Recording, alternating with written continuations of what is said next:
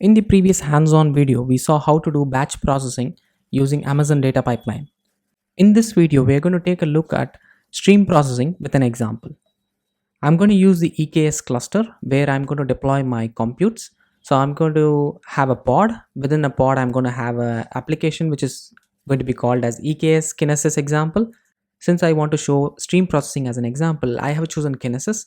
You can replace Kinesis with Kafka or any other streaming platform. I have just chosen Kinesis since I am using AWS for all the deployments. I'll be deploying a Docker container, which is going to be called as EKS Kinesis example, and that's going to connect to the Amazon Kinesis Data Streams. So AWS has something called Kinesis Data Streams, using which we can publish messages. So I'll be publishing a lot of events into these data streams. And for the Kinesis Data Streams, my application is going to be the producer, and for the consumer part, I'm going to use Kinesis Data Analytics. So for the data stream, you will have a producer and a consumer. So in this case, application is the producer and the consumer is the data analytics. And I'm going to use SQL kind of an interface for whatever data I'm going to push. I'll not be showing much with respect to the data analytics part, because that again takes a lot of time, but I'll be showing you how you can configure that and then you can use SQL kind of a interface for it. Alternatively, you can use Apache Flink. I've never worked with Apache Flink, so I couldn't quickly spin up a proof of concept with this particular architecture. But if you already use Apache Flink, I would suggest you to plug Flink instead of SQL. And also from the Kinesis Data Analytics, you can generate reports out of it. So if I use SQL, you can write SQL queries, and then from the data, you can extract reports from the data and you can publish them to your dashboards. With respect to the implementation of the application, I'm going to be using Spring Boot with Spring Cloud Stream, which uses Kinesis binder. So Spring Cloud Stream has a Kinesis specific binder, which I can use directly, and it's very easy to use. I can just add some minor configuration and I can use it seamlessly in the code base. So I'll be showing that as well. Also, I'll be packaging this as a Docker container and I'll be publishing it into GitHub package registry. I already have GitHub package registry, which is inside my GitHub account, which is github.com/techprimer. So I'm going to use the same. So I'll be pushing images from my machine where I have Docker running. I'll be pushing it to the GitHub package registry, and my EKS cluster is going to pull the image from the GitHub package registry, and then it is going to spin up those pods within the cluster. So I'm going to show all of these in this particular video.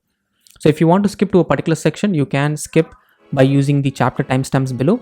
With that, let's get started.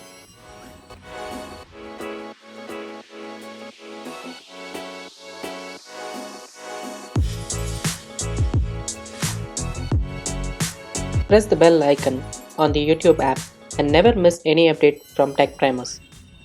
To save some time, I'm going to create a EKS cluster, which is this bit, because the EKS cluster creation takes around, I think, 10 to 15 minutes. So I'm going to create a EKS cluster so that it's easy for us to save some time so that I don't have to wait. So I'll be creating a cluster using the EKS ETL. If you don't know what is EKS ETL, EKS ETL is a Amazon specific CLI using which you can directly create Kubernetes clusters with just commands, right? So I'm going to show that as well. So in order to install EKS ETL, you can follow this particular documentation. I will leave the links for all the documentation which I'm following in the description. You can take them from there as well. I'll also mention them in the GitHub repository wherever I have pushed these commands. So you can take it from either the GitHub repository or take it from the description below. So if you have Windows machines, there is a different way. The prerequisites are you should have AWS CLI, or you already have AWS CLI. Also, you should have the kubectl, which is the Kubernetes CLI, and also EKS ETL, which is the EKS specific CLI. So I have all of them installed. So I'll be using that. So the version which I'm using for EKS ETL is 31. And the Kubernetes version by default, which EKS provides, is 1.17. So I'll be using the same. In order to create a cluster, I am going to say EKS ETL create cluster. I'll be giving a name for the cluster. I'm going to give the name as Tech Primers Cluster 1, which is TP-cluster-1. There is also a parameter called nodes, how many nodes I wanted. Let's say I want 2 nodes. And node type is something which you can mention as your EC2 instance type. So by default, it uses MX5 large. So I don't want a bigger instance. So I'm going to use, let's say, T3 small, right? That's enough because it's just a simple Spring Boot application which we are going to deploy, and T3 Small provides I think 2 gig of RAM or something. So that should be more than sufficient for us.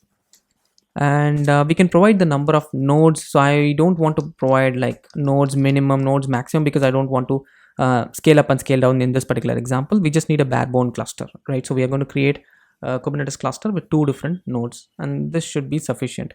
Also, there is one more parameter. You can provide either you want to have a managed service, which is using EKS managed instance, or if you want to provide a Fargate instance. So you can either use managed or Fargate. I'm going to use the managed instance. I don't want the Fargate instance. Fargate is the serverless option in Kubernetes. If you know about Fargate, you can try Fargate also. But I'm going to show with a managed cluster. So this basically means the control plane will be managed by Amazon, and the nodes will be acting as the data plane or the worker nodes, right? So that's the whole idea. Also, in addition to that, I need to provide the region. I'm going to be using US East 1. So I'll be providing US East 1 as the region. And let me click on enter, and this is going to use US East 1 and create the cluster. So let it create, and meanwhile we can go and create our Spring Boot application and make other things ready.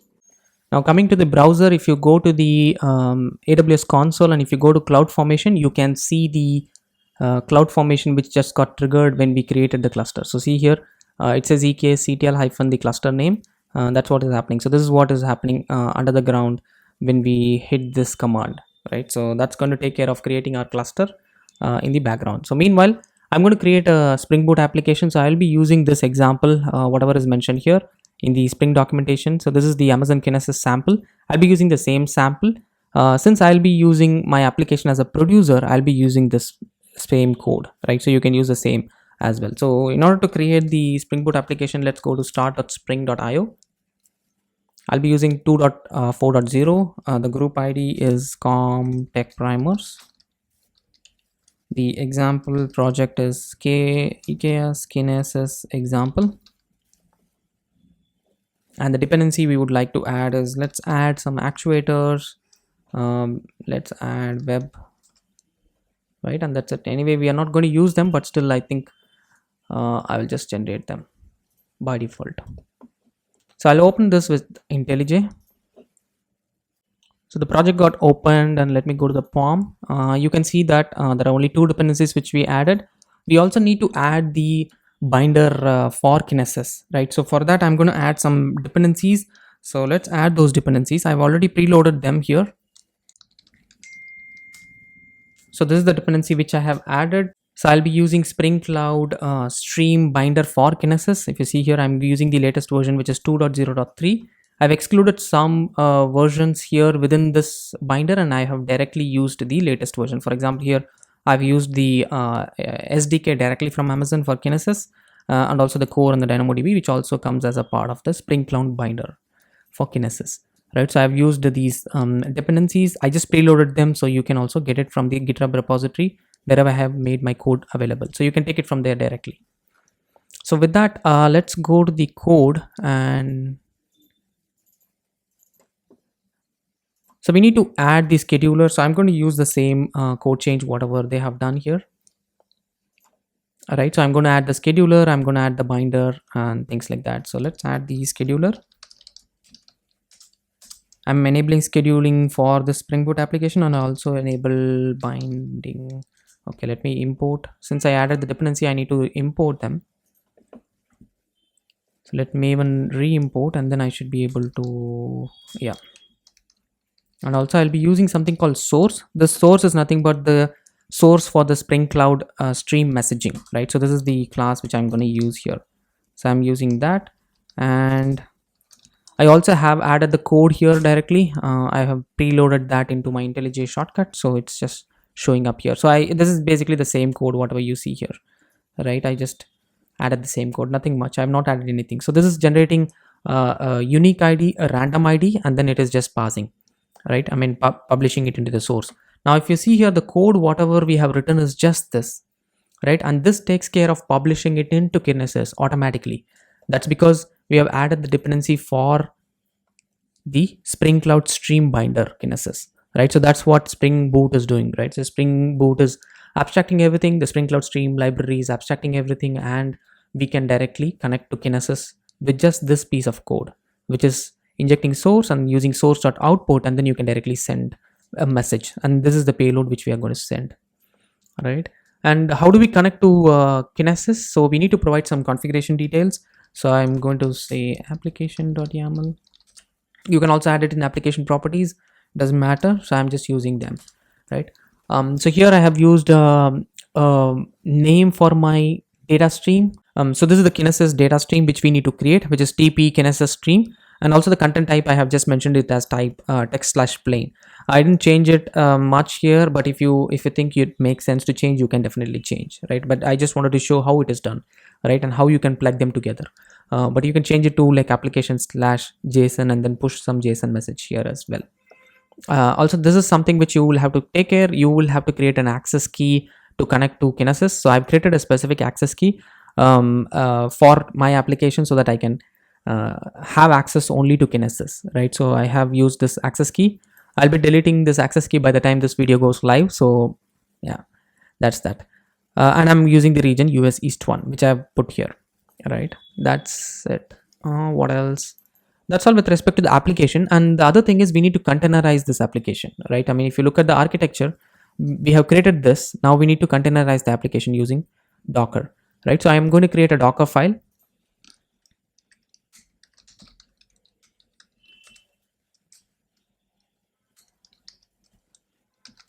I've also preloaded the data here, right? I mean, I have preloaded the Dockerfile contents as well. So let's build this project, and you should be able to, let me open a new shell.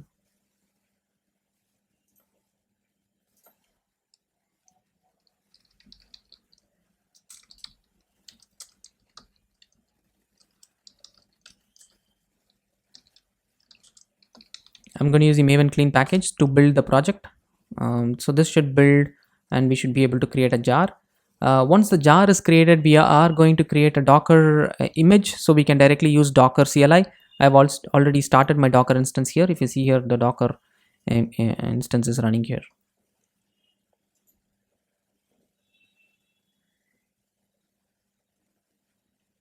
So the Maven clean package is running, and I think my tests are running, and I think it might fail. Okay, got succeeded. Cool. So my build is successful. Now I am going to run my Docker command, right? So I have already connected my Docker CLI to my GitHub package registry. So what do I mean by GitHub package registry? Let me show that. If you go to github.com/techprimers, I have a repository where I have something called as container-images. So inside container images, I'm using this as my package registry, right? So where I am uploading all my images into this particular registry. So you see here, I have 3 different packages. If I click on packages, I can see what are the different packages which I have here, right? So these were some of the demos which I've been trying earlier. Now I'm going to upload something called EKS Kinesis example, right? So let's, right now there is nothing here, right? There are only 3 packages. So I'm going to upload or create a Docker image locally and push that into GitHub. So in order to build that, I'm going to use Docker build command, and my Docker file resides in the same directory. So I'm just going to say Docker build dot. I'm going to tag this particular version as EKS Kinesis example v1, and that's the version 1 tag which I'm giving. So Docker build command is now going to use my Docker file to download this Alpine OpenJDK 14. Since I have OpenJDK 14 in my local machine, I built it using that, and I'm also using the same in the runtime as well. So it's going to create this particular Docker image for this particular Spring Boot application. So let's go here. Okay, so the build is successful. Now I can, once the build is successful, I'm going to tag it. So I can do a tag. I'll just change the name. This is v1.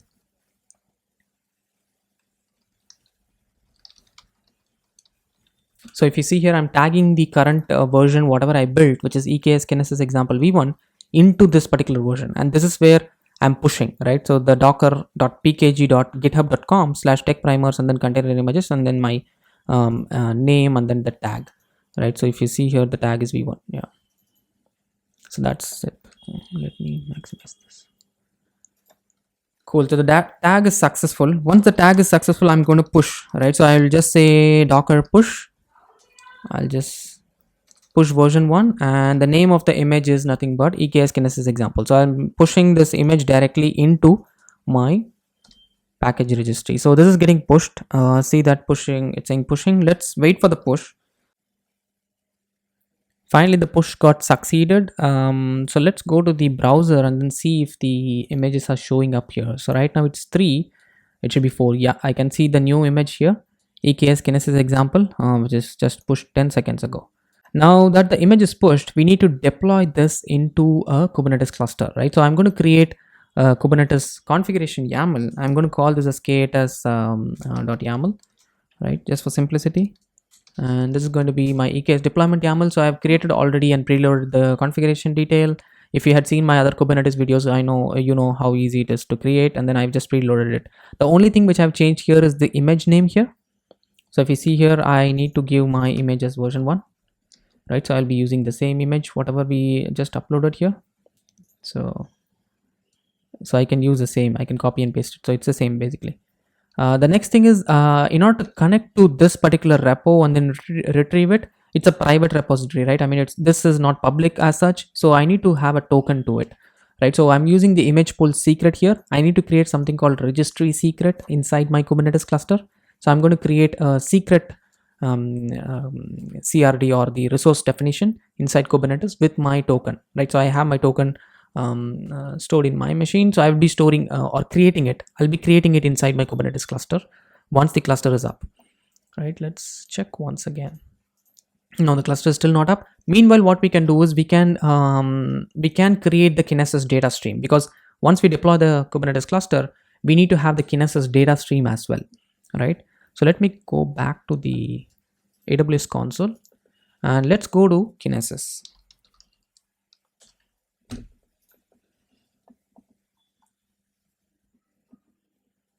So if you click on data streams, you can see that there is a TP Kinesis stream which is created, and this got created just like few minutes ago, right? So this happened when our application ran. I think when my test ran, it just got created, right? So ideally we should create it manually, or we can do it via the CLI as well. So the TP Kinesis stream got created as a part of our test run, right? Because when we had all these configuration, if you see here, we have this TP Kinesis stream creation here, right? I mean, if the destination is not there, obviously it's going to create it by default, right? So that's what happened here. So the TP Kinesis stream got created automatically, right, at 7:33. I mean, right now it's like 7 minutes. So yeah, it just got created now. Now, if you see the applications tab, you can see different options using which you can connect the producers and also the consumers. So producer in our case is the Spring Boot application, and it's going to use the AWS SDK. You can also either use the Kinesis agent, or you can use the producer library. I'm using the AWS SDK using the Spring Cloud Stream Kinesis. For the consumption part, I can either use the Firehose, which can directly plug it into an S3, or I can use the Kinesis client library, like how I am using the producer. I can have a consumer with a Spring Boot application and use the library and consume it, or I can use the Kinesis data analytics, which is what we are going to use here. So I'll just say process. I can click on this process with analytics, and then I can proceed further. But before doing that, let's deploy the application, and then let's come and do this. So let me go back to the cluster. Now I think everything is ready for us except the cluster. So let's wait for the cluster to come up, and then let's create the data analytics part. Finally, the cluster got created. You can see that EKS cluster TP cluster 1 in US East 1 region is ready, right? So let's check that. I'll do a clear kubectl. So kubectl is the CLI for Kubernetes. The moment I click on kubectl, you can see that my configuration got flipped to my cluster automatically. So I can just do a get nodes command, and I can see there are 2 nodes I think we gave, right? So both the nodes are ready, and the age is 98 seconds, so which is just new. Let's go to the console and then confirm it. Let me go to EC2. So there should be 2 EC2 instances with the T3 small instance type, because that's what we provisioned. And see here, these are the 2 EC2 instances which we provisioned, and which is 3 small. Yeah, cool. And if I come back to the EKS option, I should be able to see the cluster active now. Yeah, the cluster says status is active. I can go and configure, modify configure logging for CloudWatch, etc. Right? By default, CloudWatch will be disabled, but I can go and enable them here. So right now it's disabled, right? You can go and enable it via the CLI or using the console. Now coming back to the Kinesis streams, right? So let's go to the Kinesis stream, or let's deploy the application, right? Let me go back. So I have the application configuration for Kubernetes, which is this k8.yaml, right? I need to apply this into my Kubernetes cluster. So let's go inside, or I'll just say kubectl apply -f. It's an EKS Kinesis example /k8.yaml. So this is going to create two things. One is my service and the other one is my deployment. The service is for exposing my application's endpoints, and the deployment is where my pods are going to be running. So I have put a replica as one, but I can scale it up and scale it down as well. So see here, it says it got created. Let's check the status of my pod. So I can do kubectl get pod, and then I can see what's happening. See that my images are getting pulled, right? So this is what is happening. Let's look at the logs, kubectl logs, and then I'm going to stream the logs. So this will show, okay, container didn't get created, like image can't be pulled. Okay, this is because my so how to debug this is kubectl describe pod, and I can do this, and my secret is not present, right? So if you remember, I mentioned that there is the secret, which is the registry secret. If I do a kubectl get secret, you will know. Kubectl get secret.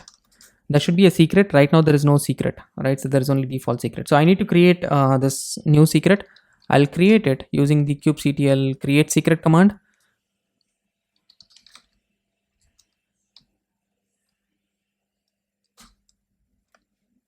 So I'll disable this this particular token as well once the video is done, just to be secure. So I've created this secret. Now let's do kubectl delete pod. I'll try deleting a pod, right, just to re-trigger the image pull, or in fact actually the pod is already running. Now we can do kubectl logs, and we can see -f, which will stream the log. So you can see that now the data is already getting pushed to Kinesis, right? So this is our Spring Boot application logs. The data is getting pushed here. See that this is after sending, before sending. This is what we added inside our application code, which is here, before sending, after sending. So this is the ID which is getting generated, which is the random ID, and then it's getting pushed. So let's go to the Kinesis data streams. Now the data is getting pushed to the stream real time. Now we need to have a consumer to look at the data, right? So I'm going to use Kinesis data analytics so that I can see real-time consumer, and I'm going to use SQL for it. So I'll just say TP Kinesis stream SQL, right? So here you can use either SQL or Apache Flink for runtime, right? I'm going to use SQL just to make it simple, and let's create the application. Now the moment I create, I can connect to the streaming data. So this is basically real time connecting it to my streaming data, and I can look at what data is getting pushed, right? So whatever is getting pushed, I can see that, right? So here I can choose a stream. So I can either choose a Firehose delivery stream or a data stream. Here I'm going to choose data stream because that's what we are pushing data to, and I can see there are multiple streams. So this is my stream, TP Kinesis stream. So I've selected that, and let's discover the schema. The moment I click on discover schema, this is going to look at my data and it's going to create a schema out of it. Right now it won't create a schema because it's just static plain text file, but if you have a key value pair, it will create a table kind of a structure, and then you can see it. Yeah, look at that. This is what we are getting, right? This is what we are pushing. So if you see here, this particular message should be coming from here only. Yeah, so see here, there is one message which got published. So same way, if I get this,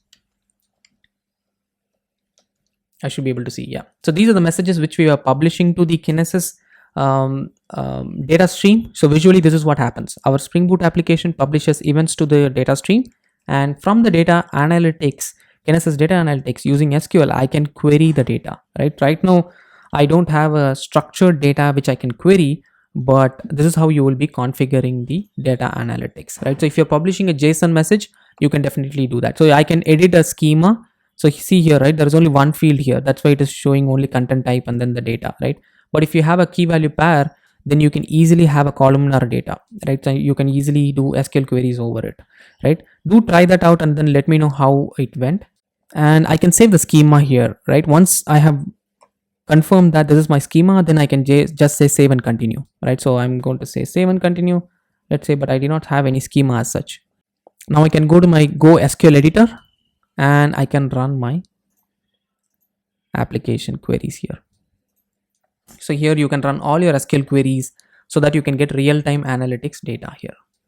There is also an option to get the SQL templates from already existing queries. So see here, right? I mean, there are some SQL queries which you can get, but right now I do not have any structured data, right? So it doesn't make sense to use any existing SQL queries. But this is how you can use Kinesis Data Analytics to real-time look at your streaming data and then come up with reports out of it. I hope you were able to understand how you can leverage Kinesis Data Streams to get streaming information out of it and also publish streaming information. So here I'm manually generating some information and publishing it to Kinesis Data Stream, but generally we publish statistics or events real time from application based on the business logic, right? So here I was just having a scheduler to push messages, but in a real production like scenario, you will be generating events from your application and pushing it. We can also look at the service. So let's do kubectl get service. So because this application is a Spring Boot application, we exposed it as a service, right? That will be a public IP address and this is the public IP address. Let's try accessing it from the external world. So let's do this. So I'll do a 8080. Cool. My application is showing as up. That means it's able to connect. So my actuators are looking good. If I do an info, there should be nothing. Yeah. So that means it's up. So let me try to take this down. So I'll just do a kubectl delete deploy EKS example. So the moment I take my application down, you should see the pods are getting terminated and this should go down.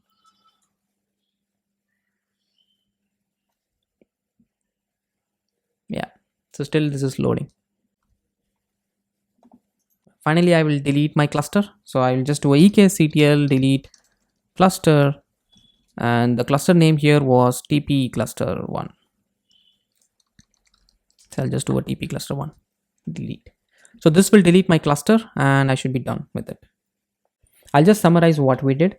So initially we created a Spring Boot application using Spring Cloud Stream Kinesis and we created a example to publish messages into the Kinesis using the binder, which is the Kinesis binder, which Spring Cloud Stream has. And using just the source, we just published a UUID, which is automatically or randomly generated, and we published that message into the Kinesis data stream. We also configured what is the access key for the application which we are using, and also we connected to our destination Kinesis data stream, which we have configured here. We also are publishing a plain message, so we have also mentioned the content type as plain here. And that's what we did as a part of the application logic. In order to deploy this into an EKS cluster, we deployed using Docker. So we created a Docker image using the Dockerfile, and we also created the cluster and we deployed using the Kubernetes YAML here. And within the cluster, we created a Kubernetes secret to connect to the image and then pull that particular image. And from that particular container, we are connecting to the Kinesis data stream. And from the Kinesis data stream, we were using SQL to query the data using Kinesis Data Analytics. All the commands which I had used, I have documented in the GitHub repositories README. You can take a look at it from there. Do let me know if you want to see any other videos relevant to any topic in terms of cloud or Spring Boot. I can definitely give it a try. As always, if you like the video, go ahead and like it. If you haven't subscribed to the channel, go ahead and subscribe to it. Meet you again in the next video. Thank you very much.